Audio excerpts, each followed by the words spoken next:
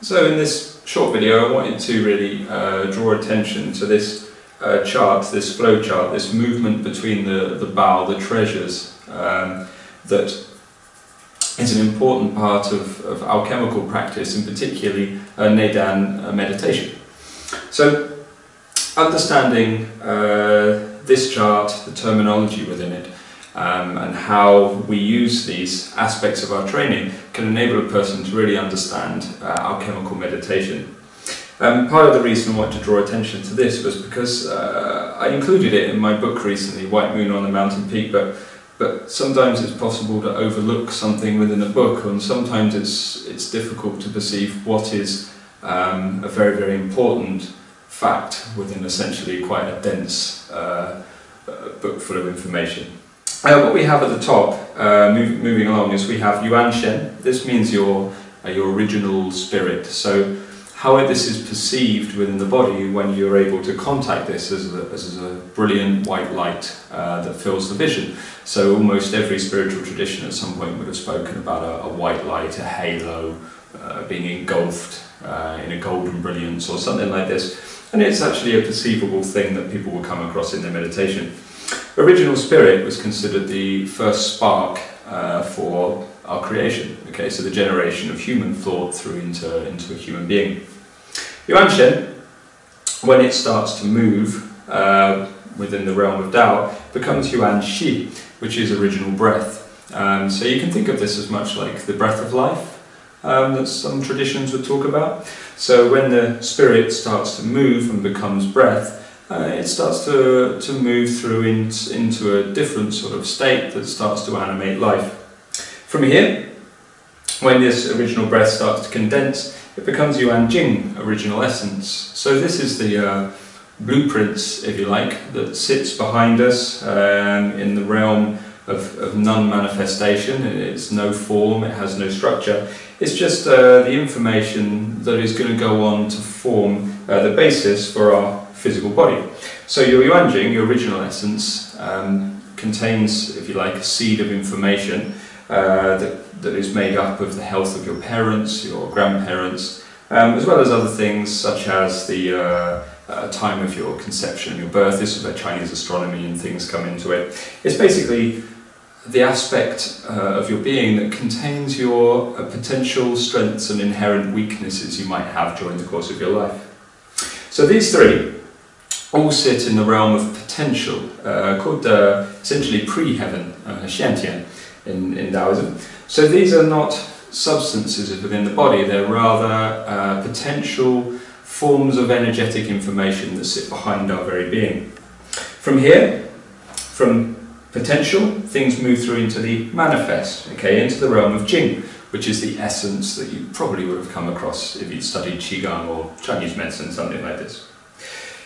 Within the body, your Jing essentially is, mostly responsible for the creation of things such as your sexual fluids, which is what Jing is most commonly well known for, and various life processes, so your growth and the way that your potential starts to unfold within your life is due to the responsibility of your Jing.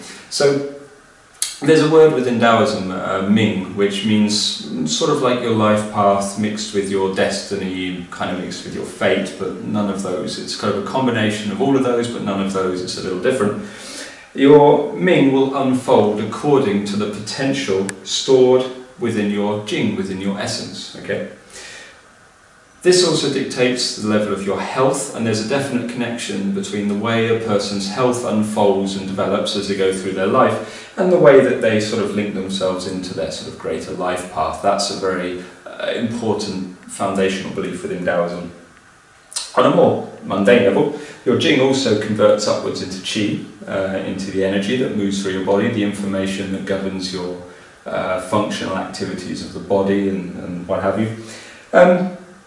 And then this Qi moves up to nourish the Shen, the spirit. Now, down here what I've linked essentially is the emotions and the intellect, because generally what happens over the course of your life is, as your essence is used up and converts into energy, some of it is lost through emotional movements, you know, and some of this energy, when it moves up into the spirit, starts to nourish the intellect, so a person's mind is nourished. So one of the most sort of energy absorbing facets of a human is their mental activity and their emotions, which is why within internal alchemy meditation what they're trying to do is settle the emotions and quieten the mind, to stop the intellect absorbing the energy that's being burnt up and using up the energy of the jing. So we're trying to stop all that by becoming quiet and as still as we can.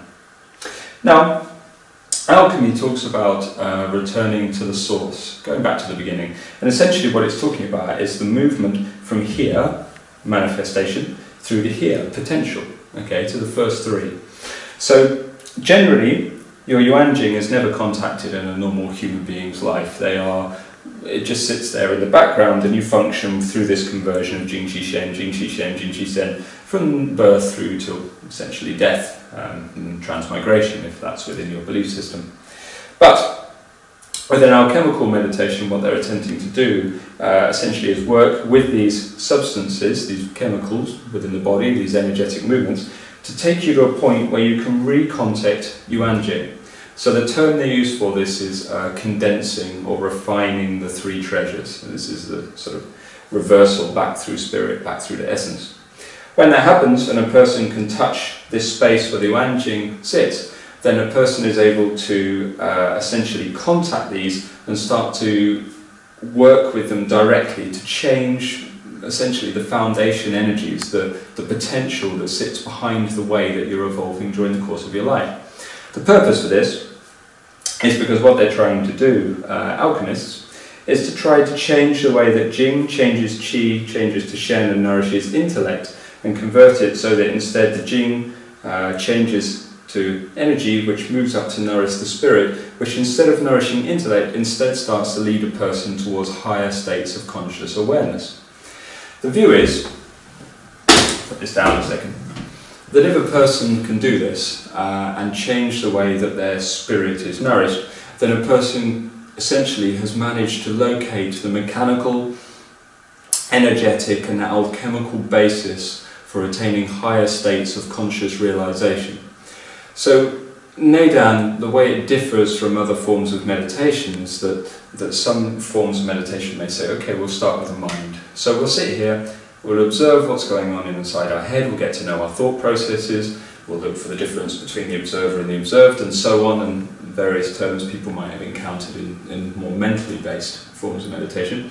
Whereas alchemy says, okay, so the place that that form of meditation is going to is great. We want the same place. We also want, what they term immortality within Taoism, but heightened states of conscious awareness. But the Taoists, being a pragmatic bunch, instead look for the mechanics that sit behind that. Okay? So instead of trying to work directly with the mind, what they're trying to do is locate the substances within the body that are involved in taking a person to that state and directly transforming them in a sequential basis to take you towards Gen, essentially, the Genren, the state of an enlightened being.